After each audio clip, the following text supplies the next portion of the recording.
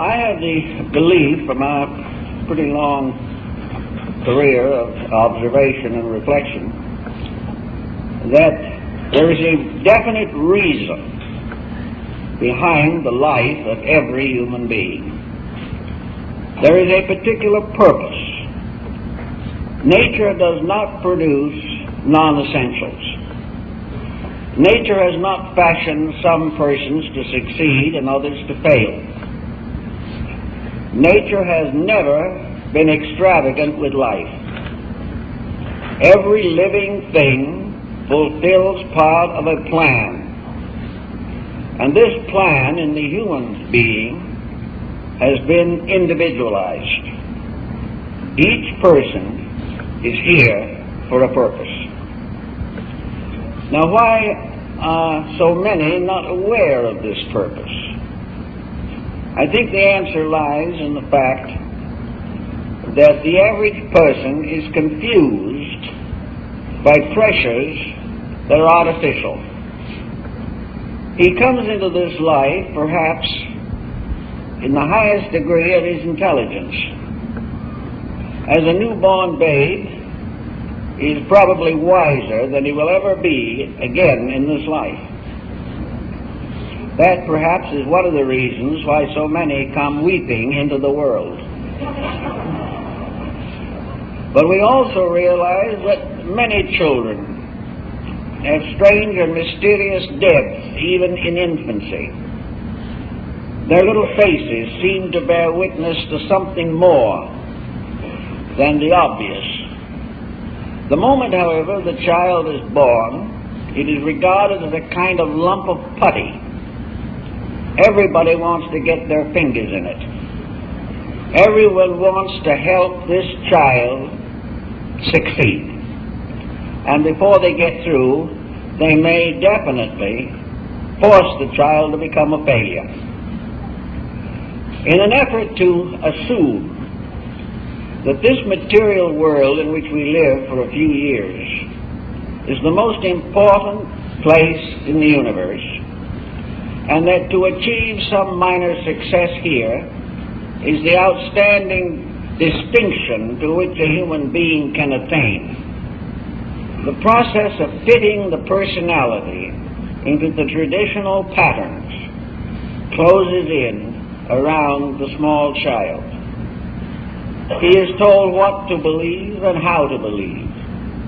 If he is in a religious family, he is told who to worship and what church is proper for him. And as he goes into school, he comes into contact with a mass of conditioned associates. Children like himself, who have been more or less destroyed before they even reach grammar school. Destroyed in the sense that the internal pressure of a reality behind themselves is being continuously blocked. After a time, this growing person begins to assume that adjustment with the world in which he lives, adjustment in the sense of acceptance, is of the primary importance. He is exposed to all kinds of conditionings.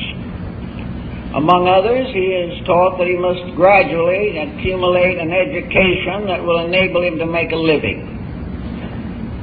He is impressed with the psychosis of success. If he is lacking in aggressive ambitions, these are stimulated if possible. And if they cannot be stimulated, it is assumed he will end up as a second-class citizen. The individual never really is encouraged to make use of his own resources. Yet behind this pressure constantly exerted upon him, there is something else, and that may be described perhaps as the will of life, the eternal reality, which is far deeper and more important than all of the various superficial levels and structures that are built upon it. The only way we can really approach this is to realize that when we have received the full conditioning of our society and have attained physical maturity, that perhaps we will be able to pause for a moment and try to find out a little more about ourselves. Usually, however, this moment of pause only comes when physical or emotional reverses break down the structure of the so-called physical, material, industrial plan for living. Nearly always a crisis, a great disappointment, a heartache, a desperate illness. These are the kinds of pressures that perhaps have been placed here to remind us that we have an individual existence, and that this existence must be given expression, or the life we are living will remain incomplete. There are very few of us who manage to get through this world without some kind of sorrow, without reverses, disillusionments, and even despairs. And these bear witness, in most cases, to the fact that we are not fulfilling the purpose for which we were created. The materialist doesn't believe there is a purpose. Therefore, he is constantly contributing to a purposeless existence. His only out in this is material advancement. The individual becomes the banker, then perhaps another individual becomes the university professor, and in these achievements comes to regard his life as fulfilled. Yet in reality, he has gone through 50, 60, 70 years of physical existence and learned virtually nothing. He has not even learned to direct his energies toward the fulfillment of a universal procedure very much bigger than any material ambition can possibly be. Where are we going to equate this? How are we going to approach it?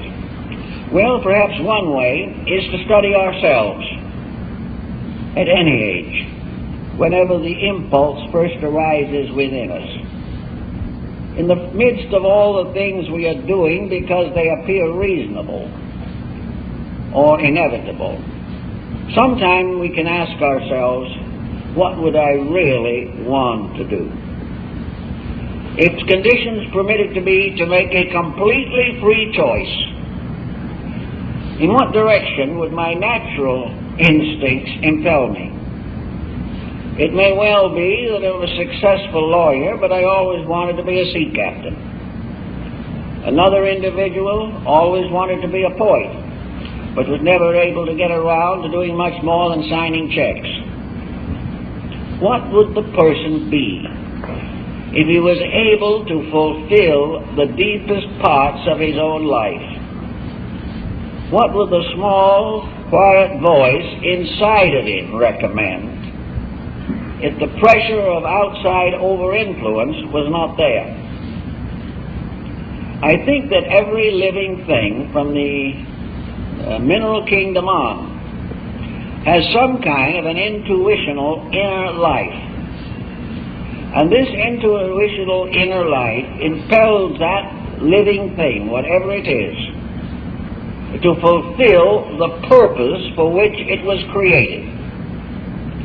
To assume that the universal destiny is fulfilled by a person becoming a political leader or a major economist or an advisor to something, such cannot possibly be regarded as important to nature.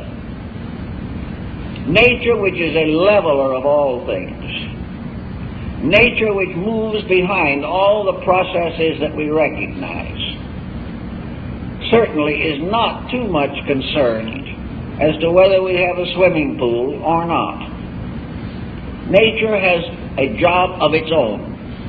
And nature is working through living things to fulfill a common good. And each of us is in some way an instrument in this plan. and it is very important for us to try to understand the natural purpose for humanity.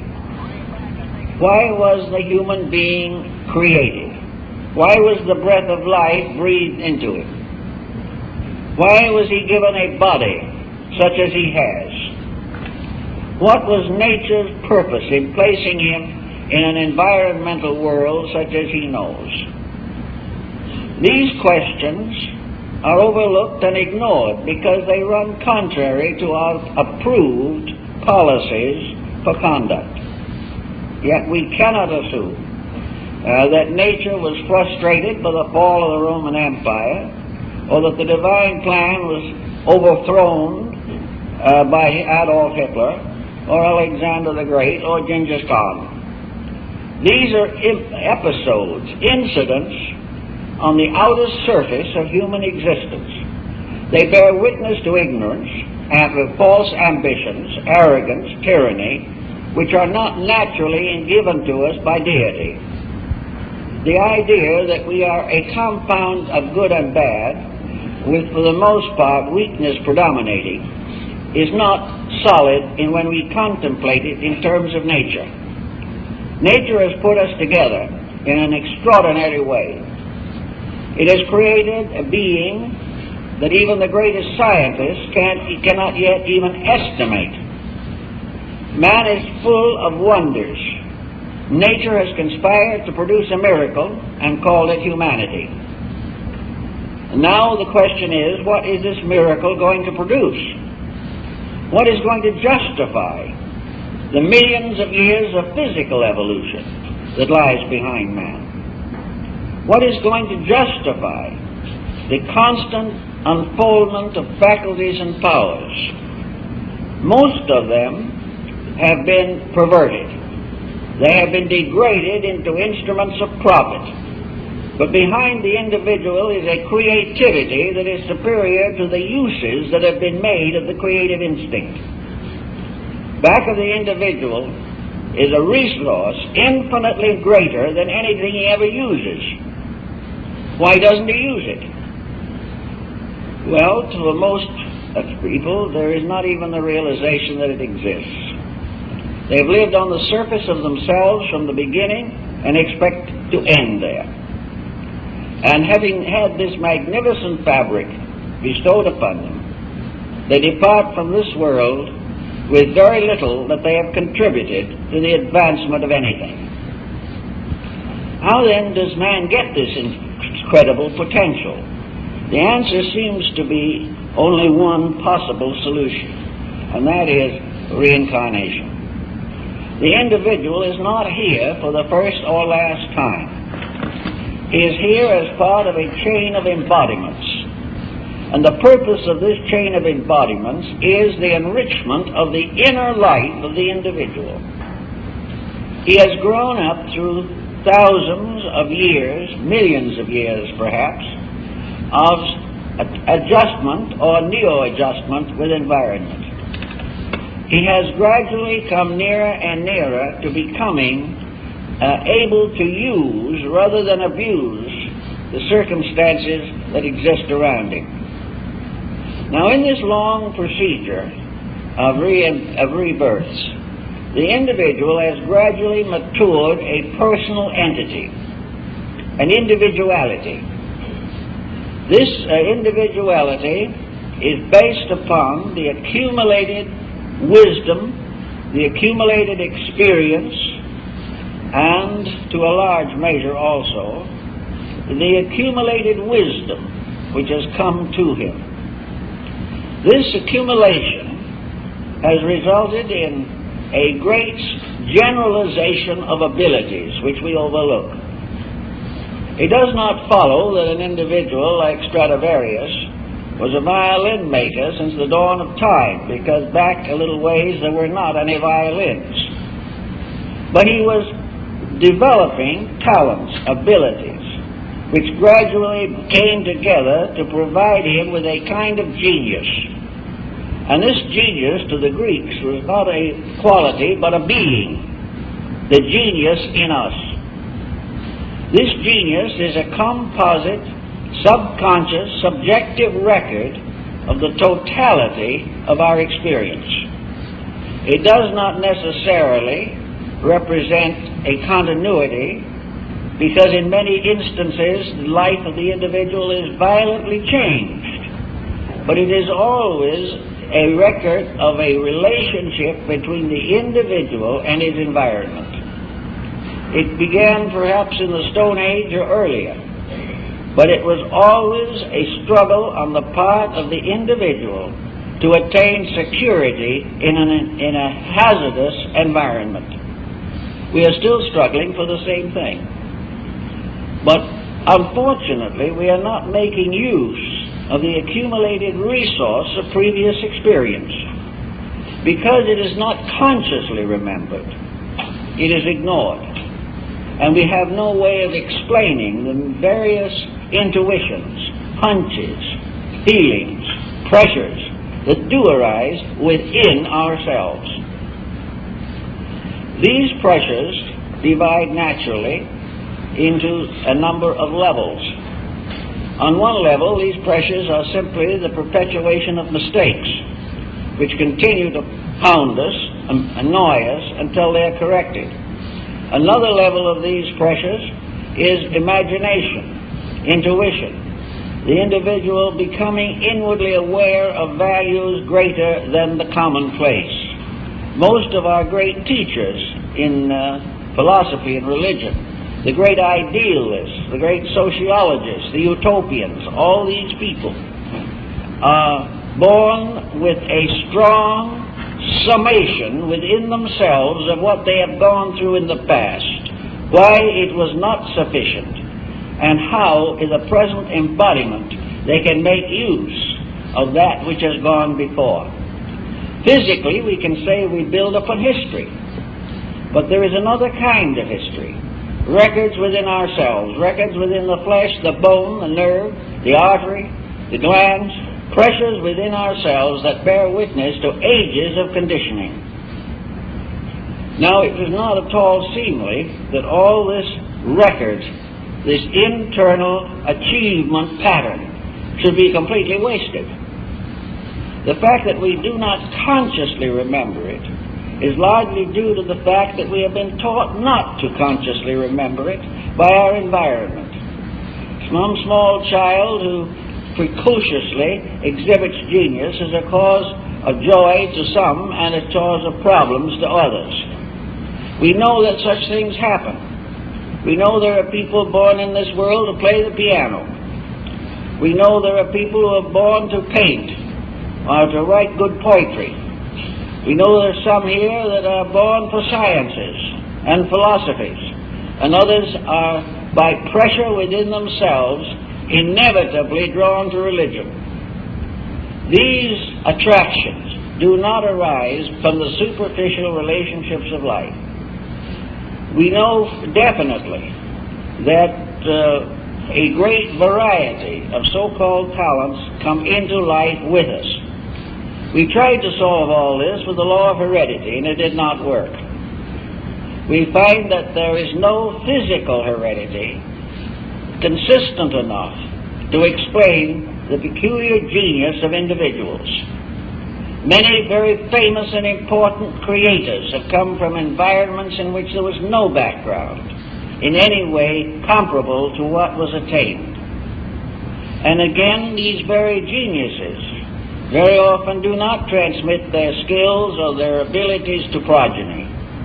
And very often the children of genius are mediocre. There is something else that determines these things, and that something is the record the individual carries within himself.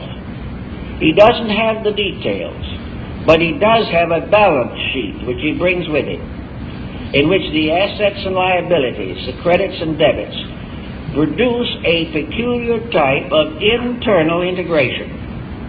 An integration which is going to dominate life if this is permitted. Now, this record of integration is not primarily built around material success. If we go back, assuming that the individual was born many times on this earth, go back a few hundred or a few thousand years, and practically all of the activities with which we are familiar today were in a very incipient state. There were no great economists because we were not even concerned with an economic system primarily. There were very few great leaders in any field, and very few skills were developed that correspond to our computerization today or to the advancements we now know in the sciences. It was an entirely different type of progress. It was a progress intended to release the conscious power of the person, to help the individual to grow.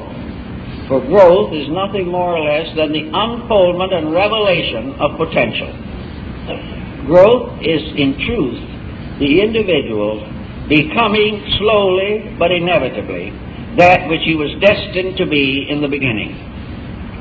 And to fulfill this destiny, the individual has to move his levels of estimation, realizing that the institutions we have today will pass away, as did those which went before. The laws, the national integrations, the entities with which we are now familiar are part of a passing pageantry. The world will change, for nothing is changeless but change.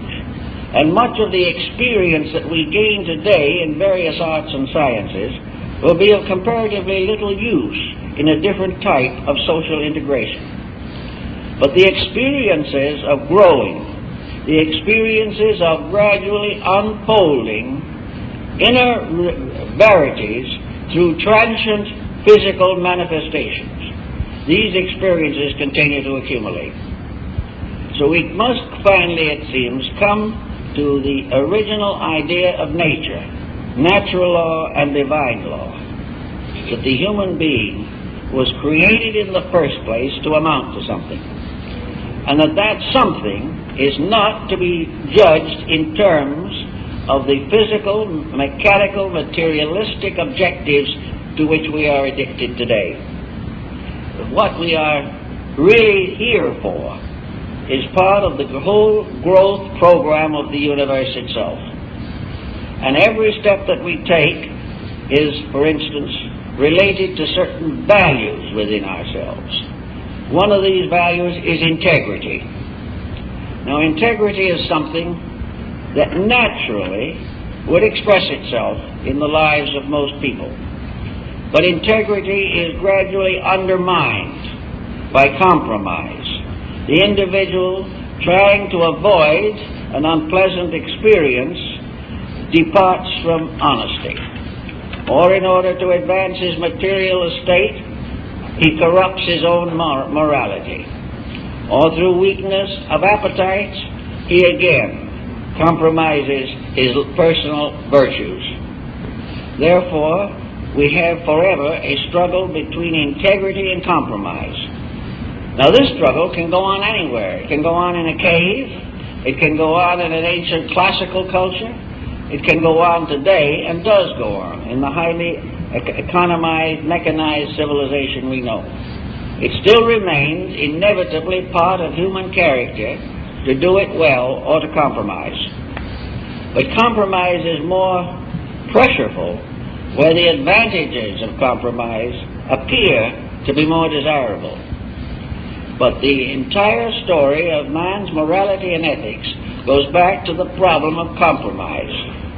It looks as though nature intends that we shall develop the internal strength of integrity. Integrity is a valuable thing. It is not only valuable here, but no matter what happens to our culture, it remains valuable.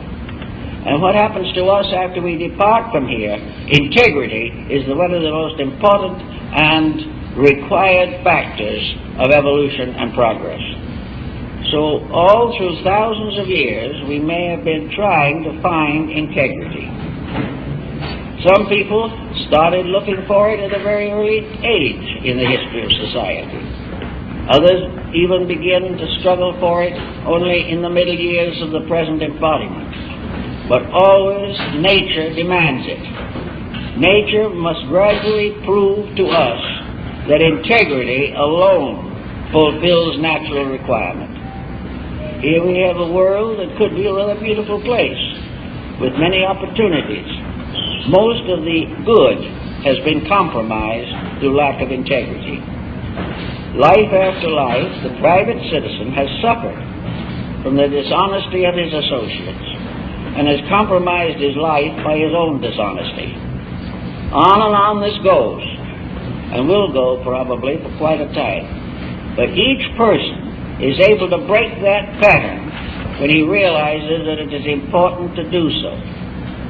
And the fact that conscience remains, even though it seems to be very badly undermined, reminds us strongly that the desire for integrity is innate, and the desire for compromise is impermanent and due to external pressure.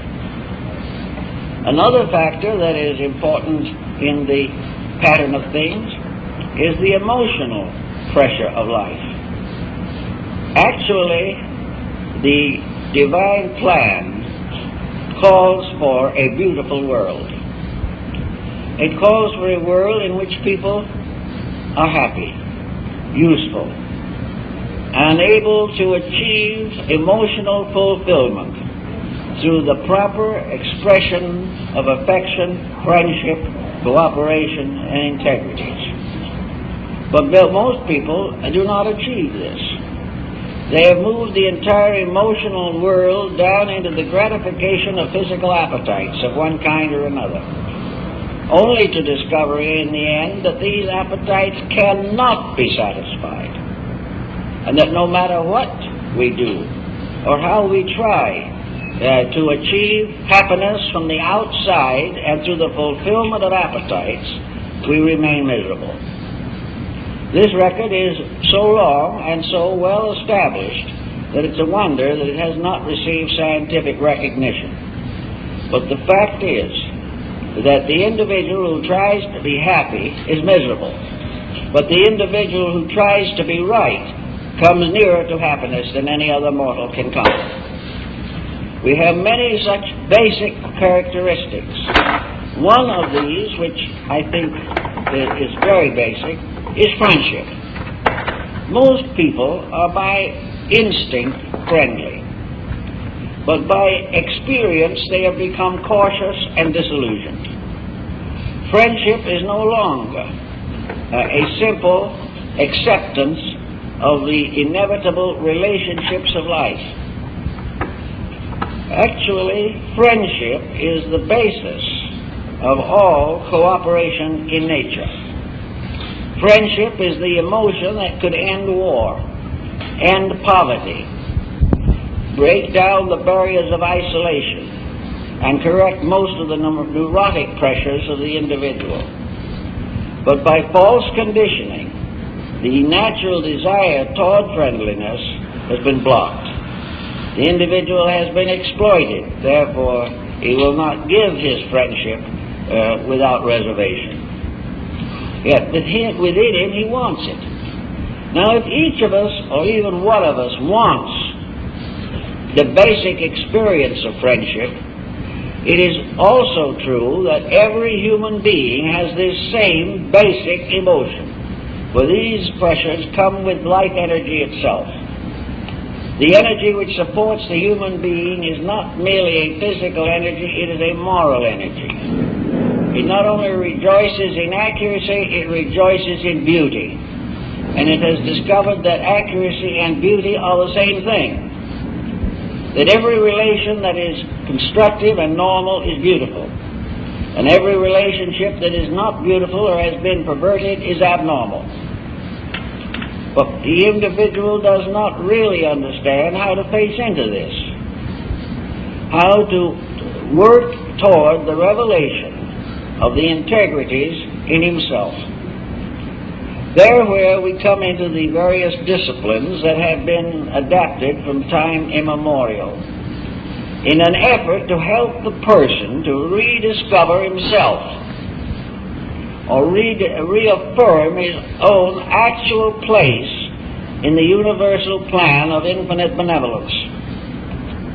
most of the disciplines that have been accepted in recent centuries and also in ancient times were disciplines of which the individual was expected to perform certain disciplined actions toward himself. It was assumed that he must quiet and subdue the authority of outside circumstances over his own inner life. He must break through the barriers of slavery. Serfdom is an artificial state, for in the infinite plan of things, all living creatures have equal rights. Each individual has an equal right with all others. And serfdom is nearly always the result of a mistaken interpretation of personal freedom. The moment that the individual becomes a slave to his own negative attitudes, he is in slavery. So the Greeks and the Orientals and the Egyptians and the early Christians all worked upon the problem of the individual achieving freedom. And it was generally agreed that freedom depended upon the person emancipating his own consciousness from the miasma of material addictions. The individual can live in this world, but not be of it. He can fulfill every duty of citizenship and family without becoming deluded by the false values that have sprung up in the human environment. So in discipline, the ancients believed that appetites and ambitions must be disciplined and curtailed. The individual must gradually divide himself from the common environment and assume or reveal his own personal destiny. Now, a personal destiny does not mean a rugged individualism. It does not mean that the individual is no longer benevolently inclined. His real problem is to discover himself as a factor in the infinite good of all that lives. He has to realize that there are many jobs to be done in connection with the release of consciousness through the personality. Each individual has a place in the labor of growth. He is involved in the unfoldment of all other human beings.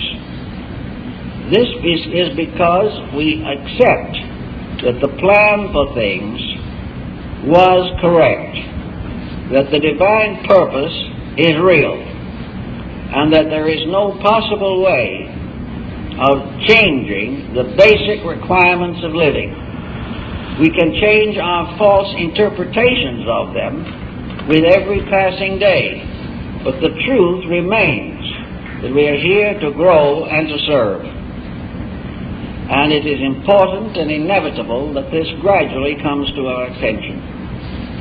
So through discipline, we gradually break away from a whole group of temptations.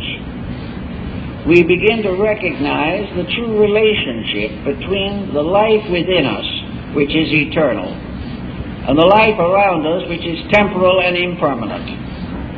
And we have to reassert ourselves as citizens of eternity.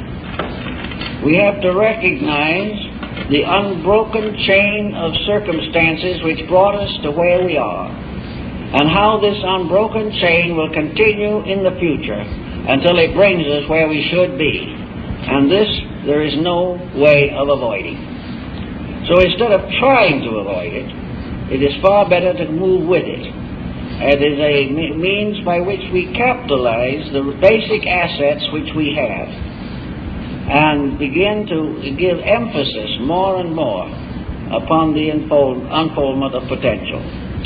Now, when we start to try to do this, we have a problem on our hands also. Namely, which way do we turn to find adequate instruction? How are we going to be sure, or reasonably sure, that any move that we make is actually in conformity with natural law. Some feel that natural law would be consummated by a completely industrialized culture. Some feel that if we reach the point finally where the world is run by robots, the human being will be free to do as he pleases. But a world run by robots will never give the individual anything to accomplish as a means of unfolding his own potential. It is a mistake for us to invent things to think for us, or to invent ways of avoiding the common learning of life. Well, there is much more to be learned by the individual who can make a good pair of shoes than can be learned by the individual who simply buys pairs of shoes. Everything that we do increases skills, increases and releases self-creative expression. Whereas when we turn completely to an economic purveyance of things, we lose practically all initiative. We lose the ability to meet problems. And as we are now at the moment, we live in a world of gadgets which we cannot even take care of. We have lost the skills to do the things which might have made the possessions that we have important means of helping us to grow. Today, they are merely important means of hastening us into bankruptcy, because we do not use individual initiatives. To gain a better idea of this, it is nearly always advisable for the person to try to separate his own life, separate his external existence from his internal existence, and recognize that the internal existence is the most important. It is the final victory of life over illusion. If he really, sincerely, and intensely knows that as a being he must grow, and that only that which becomes part of an unfolding consciousness is essential, that which merely exploits consciousness for utility is not essential. The older peoples, therefore, advised a kind of quiet restatement of our own intentions, of our own beliefs, our own patterns. What is the best that we know when we are quiet and do not depend upon the conditioning influence of those around us? What do we believe about things? What do we feel about them? Do we really want to live better than we do? If we really want to, it means that the changeover is very close, that the past has brought us to the point where we can make a positive decision. If we really don't care and have no particular incentives, then we have to go on with further conditioning, and nature will give it to us. If we don't know how to take care of our lives, we will lose them many times. But the life within them will ultimately learn how to live. And when this happens, the entire polarity of life is reversed. In the same way, most people have within them some creative expression. And one of the easiest ways to get at the average person's experience background in himself is through some form of creative self-expression.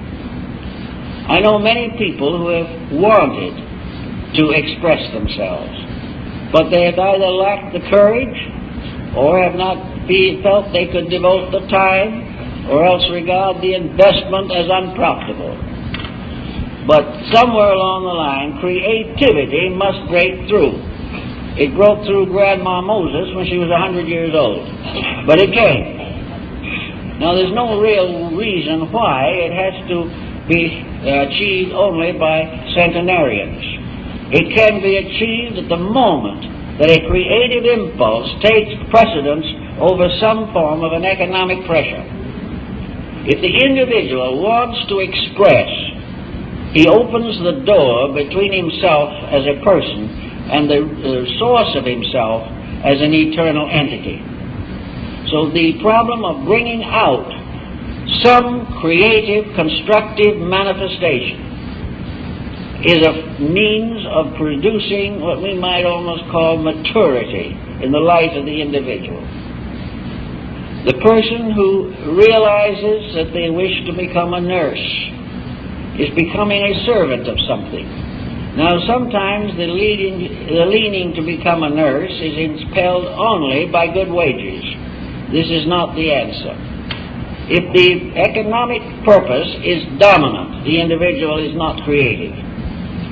But if the economic problem is secondary, and the desire to serve is primary and honest, there is internal release. The same is true in every profession. There are many professions in which the great good can be done, but much of it is embarrassed and frustrated by the economic factor. The individual who becomes a doctor to help the sick is releasing inner life. The individual who becomes a doctor to get rich is not. He is again in slavery to the temporary environment in which he lives. Actually, this environment is such that it's a wonder that human beings have been deceived by it so long. The man who has accumulated the great fortune in the practice of a profession comes in the end, as all do, to giving it up.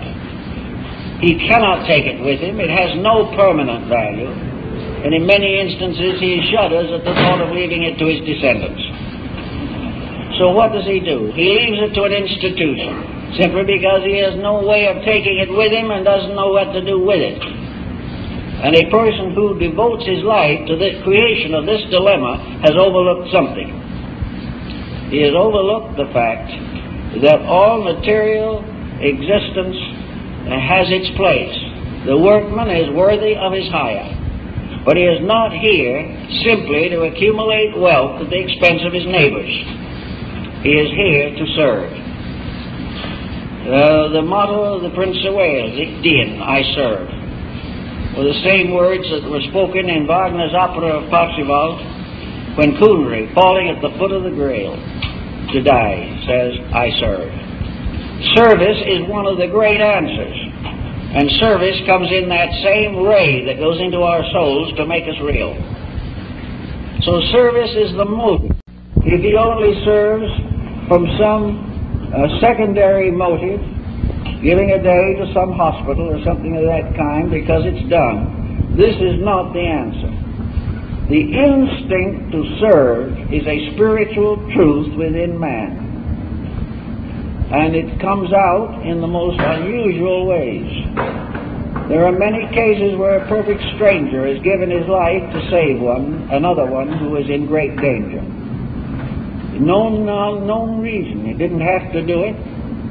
But at the moment of a great catastrophe for another, his own inner life took over. And he was able to make this important sacrifice. A sacrifice which was perhaps the best thing he ever did. But it is to get at this level inside of ourselves that we must all labor to the very best of our ability. Another aspect of the same problem is the effort of the individual to resolve certain uncertainties in his own heart and mind. Most persons, unconditioned by ulterior or non-factual pressures, believes in deity.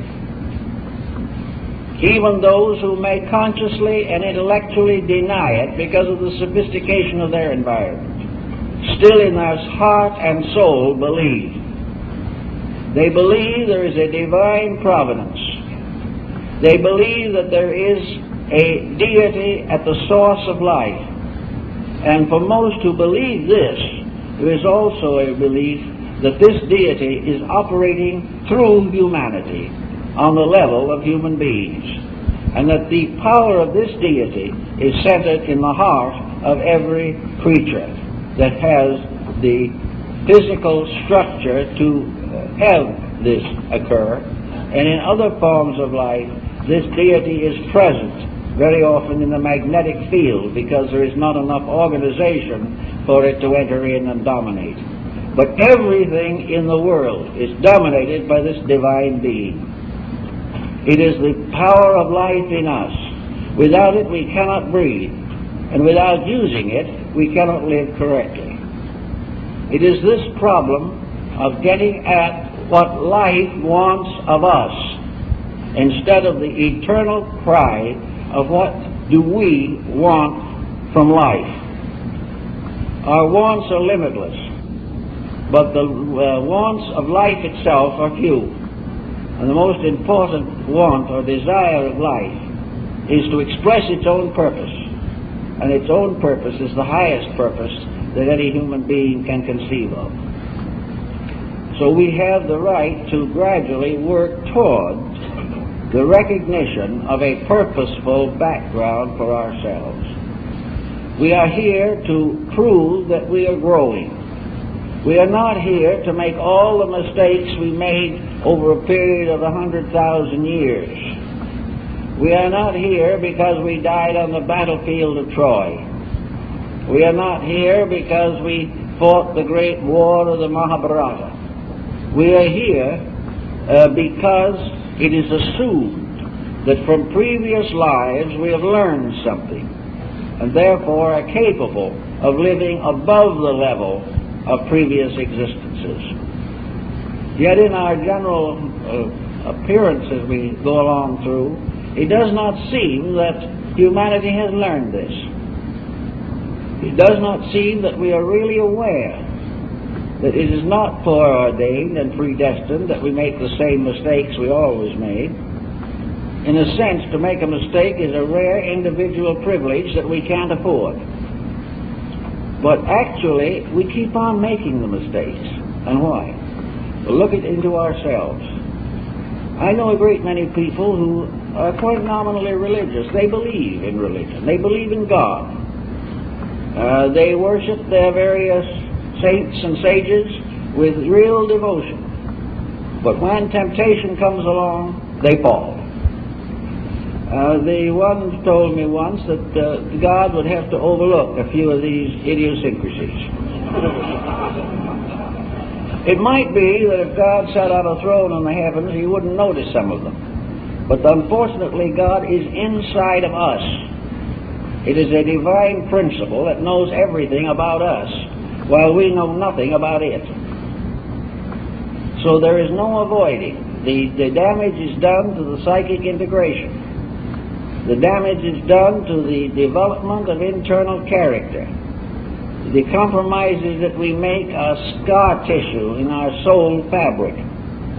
There is no possible way of avoiding it. So it is up to the person not only to be a nominal believer in something, or to accept the idea that he should do better than he does. The great problem is that he must do better than he does, or else he will remain as he is. If he remains as he is, he will be worried to death over every political crisis that arises in international affairs. If he remains as he is, he will worry about high taxes, and he will worry about inflation and depression. If he continues as he is, he will have great anxieties about nuclear fission. He will recognize only the deficiencies in our various energy resources. He will live in an emergency until the emergency closes over him and actually destroys his body by exhaustion. If he continues as he is, he will continue to have exactly the same anxieties. Yet, if you look around a little, and I've done a little looking, you will find there are a great many people today who do not have these anxieties. Now, there are two kinds of people involved. One is the childlike person who has not yet accepted the reality of the illusion. And the other is the very wise person who has outgrown the era of illusion. These two, one through innocence and the other through virtue, have attained liberation. The small child doesn't know enough to worry. The older, wiser person has recognized the operation of a universal principle, has accepted it, and is trying to live in harmony with it.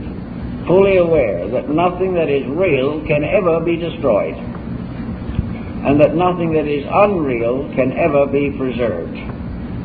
In the ecology around us in life, we perceive definitely how human abuse is gradually exhausting natural resource. We know that as long as the abuse continues, the resource will become more scarce. But this is actually part of the growing process.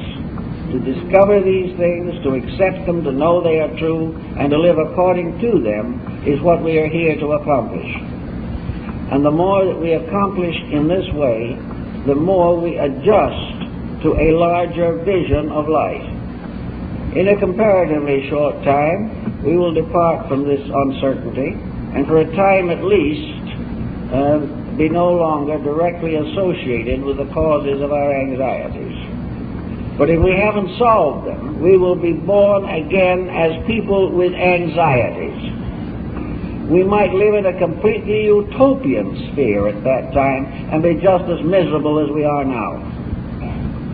The individual who is miserable today will remain miserable until he solves the mystery of misery within himself, until he is able to build an acceptance of the plan of things and cooperate with it. If in the course of this life we do accomplish something that is really good, it may manifest a little bit right here now. And people who have at the moment very little incentive will find new objectives and new reasons for existence. We'll find that life is something more than trying to endure the passing of years with the full realization they're going to end one of these days. This is not life. This is not purpose. The individual who wastes time so it'll pass more quickly doesn't realize it, but he lives in a universe in which there is enough time for him to continue to make this mistake as long as he wishes to. But he will not win. In the long run, nature achieves. Because nature has put into every cell the secret of its own salvation. It has put into the individual every faculty and power necessary for him to achieve liberation from the delusions and illusions of an unreasonable life. He is here essentially surrounded by a series of social disciplines also. And if he is unable to learn directly from his own inner core, he is perhaps able to learn through the experience of his own conduct. This is one way in which we understand nature. We know what nature wants largely by discovering what it does not want and learning from experience. But experience is always with us in the physical world. We are surrounded by problem after problem, and there are many clinical answers to many of these problems. If you go to a qualified psychologist or psychiatrist with a heap of worries, he will probably very quickly remark or bring to light the fact that you are suffering from a wrong mental attitude. And if later this wrong mental attitude begins to interfere with the function of the body itself, your physician, realizing that your mind is wrecking your body, will send you back to some psychologist and tell him to clear it up. The individual, however, with all this complex and quite a little expense thrown in as a special inducement, because there's nothing at the present time apparently that comes closer to sincerity than the loss of money. The individual could learn very simply. He looks at himself and he finds out that he's been nursing all kinds of destructive attitudes until finally he is sick. And if he nurses them long enough, he will be sick. And if he does nothing about it after he gets sick, he will probably die. And he will die of his own attitudes, which have been allowed to become chronic. Now, he could have learned something from this. A few do. Many do not. Others feel that when they have this kind of a problem come on, the answer is to medicate for it, to take all kinds of sedations and tranquilizers and things of this kind, in order to control a disposition that needs to be disciplined from within the individual himself. The only way in which you can get over a dispositional peculiarity is to change yourself. Because if you die with that psychotic situation, you will be where you can't get the pills, but the ailment will linger on. You're not going to get rid of it. So in the end, you have to live with yourself. And nature says, let's make it compatible. Let's live in a way in which you can be comparatively happy, comfortable, and well-adjusted. All this means that we have to gradually take hold of our own lives. We have to do something to break through, not a complacency, but a sense of helplessness, or the simple sense of not recognizing the problems at all, just not knowing they exist, but knowing very clearly the troubles that they cause do exist. Actually, to gain gradually a certain insight can be a very inspiring and wonderful experience. If we suddenly realize that there isn't anyone who hasn't got a job in nature, that everyone here is capable of useful cooperation with the plan of life, and that we all have the right and privilege to grow, and are here for that purpose, we can build our lives more and more around the concept of growth instead of the concept of futility. No individual needs to sit around doing nothing. If he is doing nothing, this is not leisure. This is just simply a strange loneliness in a universe that is made up entirely of life. The person who has no interest in life is dead while yet he lives. But those who have great interest in life, though they die, live forever. It is a matter of bringing out a simple fact that we are creatures of law, that we are fashioned according to a plan, that this plan exists forever as an archetype in the divine mind, that we are the products of a purposeful pattern, and that the deity that fashioned us has appointed us to be the agents of that deity in the perfection of an order of living things. Now, there may be many orders of living things in space, but our order we likely call humanity. And humanity is not merely 4.5 billion people. Humanity is one entity. Humanity is an order of life. And it is part of the plan of things that humanity shall become perfected.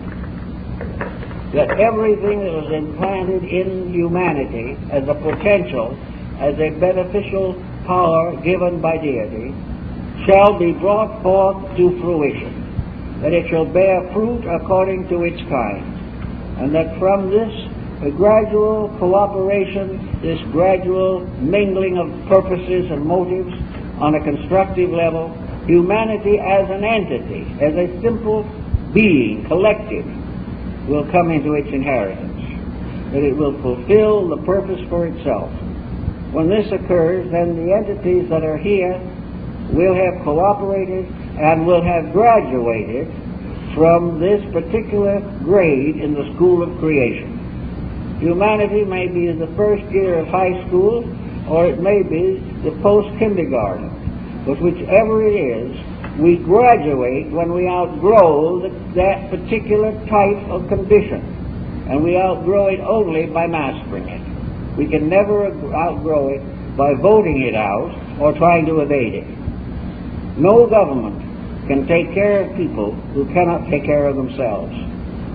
They have to gradually be taught to use the resources with which they have been endowed. Now, in our way of life, there is also a great misunderstanding as to what constitutes a good life. To many people, a good life is an opulent life. It is a life of leisure. It is a life of extravagance. It is a life of being able to do exactly what you please, whether what you please is good or not. Therefore, all of the ambitions of the race are directed towards a superior social state. This in itself, of course, is related to karma. But who is to judge the karma? Perhaps this so-called exalted state is more or less an examination, a test. We have at some time or other earned a greater degree of security than some others have earned. So it's given to us. And having been given to us, we promptly abuse it. Therefore we lose it again. You can never abuse anything into a permanent possession. Consequently, it is a kind of testing. Perhaps we have, through virtuous action, gained the right to certain benefits. In other words, good karma moves in on reincarnation. And the person who has done a good deed is the recipient of a good deed. And if we have achieved a certain management over lesser things, we will be given power over greater things. So it comes. And the moment we get the power over greater things, we proceed to forget our principles and abuse that power. Then, as Buddha says, who came and walked as a king will come back as a beggar. For things done and things undone. Therefore, there is no security in physical estate, nor is there any deficiency in the lack of it. It is very possible that the greatest growth will be done by people who will never even be aware of that growth as far as this life is concerned. They will be people you will never hear of, but people who conscientiously and with dedication try to fulfill the proper and reasonable responsibilities of life. By so doing, they contribute to the release of their own inner soul power. And as Gandhi once said, the great victory is the victory of soul power over brute force. Wherever we are self-centered and selfish, we belong to a level of brute function. But when we transform or transmute all the energies that we have into soul power, then we begin to live not for ourselves, but for the good of others. Gradually, by degrees, we recognize opportunities to serve. We become involved in patterns and circumstances that are a permanent good to others. And as in the case of most of the great teachers of the world, we become martyrs to the needs of others. All of these are part of a good preparation for the future. We are going to grow. We are going to fulfill the proper destiny which was assigned to us. As we grow in this way, we will find that a great archetypal pattern, Bhemi speaks about these patterns. There is an archetypal pattern of humanity. It is a magnificent radiant star, a magnificent living light.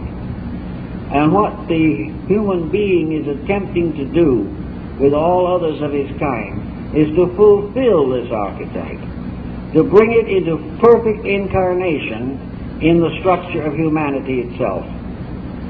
It is this pattern of the perfect humanity that the divine mind projected at the very beginning. We are here to be ye perfect. And to be perfect, the individual has to perfect his own nature. The problem of perfecting is, however, not, according to nature itself, difficult. And most persons in what they might consider a better environment would do much better than they do now. But the great victory is the victory of self over circumstance. This is the sign of strength. In the ancient mysteries, the neophytes for initiation, the candidates, were tested even to the degree of physical danger. They occasionally were killed in the initiation rites because of the severity of them. Now, these rites no longer exist in the world. Many people are glad they do not. But others have also noticed with some thoughtfulness that these testings now go on the level of society. A lot of us lose our lives in attempting to achieve victory over the lower self. Everywhere there is testing, everywhere there is crisis, and only those who gradually perfect their own natures come finally to become custodians of the larger truths, to become aware in substance and certainty that which the rest of us must dream about and hope for. But the testing of the individual is inevitable. Therefore, in this time, we are really very fortunate people. We don't really think so much of that at the present time, but actually a crisis such as we are in is definitely an initiation. It is a test, and each individual is going to react according to what he is. And each individual should note carefully his natural reaction. He should note whether or not this situation is bringing out something of his own higher understanding, or whether it is merely making him irritable and frightened. If he has no resource within himself to face change, then he should begin to search inside of himself very assiduously. He must find the victory of his own inner insight over the pressure of society.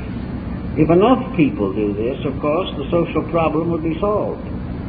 But in time, enough individuals will gradually assemble so that the problems will instinctively fade away. But this will not probably be in one life or even a dozen lives. But ultimately, the changes in human reaction will result in the transformation of social structures. Society will emerge as a composite structure of a proper nature and purpose, as more and more individuals live for what they give and not for what they get. The Reformation, the universal Reformation, begins in man and must continue in man until the work is finished. So we say again, try occasionally to imagine, to visualize more or less what you would have done with your life if you could have lived it exactly according to your perhaps childhood hopes, the dreams that you had in the beginning, which were merely perhaps dramatized fairy tales. But actually the fairy tale is an archetypal dream, and in the long run we are all going to live together forever in happiness. But it's a long way off for the majority. But in this fairy tale life, think back to what you would have been before ambition got you, before the pressures of other people affected you, before your dreams were blighted. What did you want to be? What kind of a person did you want to be? And in your early teens, before you got set in too heavy an educational pattern, what would you have liked to do with your life? What kind of a career would you have chosen if the economic factor had not existed? If it hadn't been a problem of earning a living, what would you have preferred to do? If you're one of those people who perhaps would have preferred to do nothing, then you better take on the responsibilities of the moment. But if you already had dreams, and they were blighted, and there were instincts to creativity, I know people in late life who are writing very beautiful poetry. Poetry seems to be one opening that comes through. Sometimes an individual has had a poetic instinct all their lives and never actually wrote 4 verses until they were over 60. But it's there. Others find, as the responsibilities of raising children and things of this nature, that the old dreams come back, that there was something they always wanted to do. Some of them wanted to travel, some of them wanted to teach, some wanted to go into religious life, others wanted to complete imperfect or interrupted careers. but everyone wanted to do something. And when they do that something, nearly always there's little or no satisfaction unless that something they want to do is a common service. It is something they want to share. The poet wants to share his innermost feelings with anyone who will read his poetry. The actor wants to share his reactions to the drama that he participates in. Everyone would like to have a field of expression, an expression that is worthwhile. Now, this expression may be censored by a lifetime of frustrations, and it may be that by the time we get around to it, some of the edge and ambitions of our inner lives have become quieted. But everyone can do something. Everyone can make some kind of a creative contribution. Perhaps no one will ever know about it but you. But if you do it, not merely talk about it, but do it, you will find that there is a great release within yourself. An individual who can develop a good creative outlet will probably never need psychological or psychiatric care. They will release from themselves, and everything that we release from these little plants, which we call our personalities, will either be flowers or fruit. The flowers represent the simple expression of the beauty in ourselves, and the fruit represents the contribution we make to the common survival. These things can help us, but we must come to the conclusion that deity in its infinite wisdom was not interested in creating a lazy creation. It didn't want to make a world of people trying to escape responsibility and hoping to cut down working hours till they do not do anything at all. This is not the divine plan. And if we frustrate this divine plan enough, the punishments will get heavier and heavier. But we are going to change and we're going to learn before we get through. So the easiest and most purposeful thing is to learn now, to get started at it, to do the things that we have within ourselves. Go into your own depth and find out what's there that you could use to make a more beautiful life. That you could also find ways of sharing life, getting over prejudices. One problem, of course, is that the prejudiced person nearly always carries many years of irritation or disillusionment or anxiety over things that may have happened so long ago that everyone else has forgotten them. But prejudice is not beautiful. Prejudice doesn't help. It only locks the individual in negatives, and it closes to the mind that is prejudiced all the beauties of the area in which that prejudice controls. If we are prejudiced against people, if we are prejudiced against arts or crafts or religions or races or anything of this nature, we are simply cutting off part of that one glory of life which we should understand, should accept, and should be able to use in the development and maturing of our own consciousness. Clearing up prejudice, opinions, getting over old grudges, do anything possible to take false pressures off of your own subjective life. For it is only when the false pressures go or cease that the true pressure of the divine life within can come through. It is only possible to move from the inside out when we stop cramming everything from the outside in. As long as we build our entire life upon outside circumstances, the inner life has no chance. It goes along until we depart from here, and in due time it comes back with another body. But unless we allow it to speak, we will never know what our real destiny is, and we will be pushed about by the common attitudes of unenlightened persons. But even these unenlightened persons are growing also. Everything is growing. It is a magnificent unfoldment, but it exists on many levels. and each individual must try to function on the highest level available to his own consciousness. And at the same time that he is doing this, realize that the higher his level of consciousness is, the more perfectly he will understand all whose consciousness is less than his own. That which is above always understands all of that which is below, because it cannot get to the above without passing through the below. And in the basic subjective of the entity, all conditions of achievement less than our present level exist. And by calling upon our inner life, we develop a great sympathy for the lesser. And instead of looking down on it, we regard it as a parent might regard children. As Pythagoras very wisely observed, there are only three relationships in life. He says, there are those who are wiser than we are, and they are our parents, regardless of whether they have any blood relationship or not. Then there are those whose knowledge and wisdom is equal to our own. They are our brothers and sisters, and we exist with them in perfect equity. And there are then those also whose knowledge is less than our own. They are our children, regardless of whether they're related to us or not.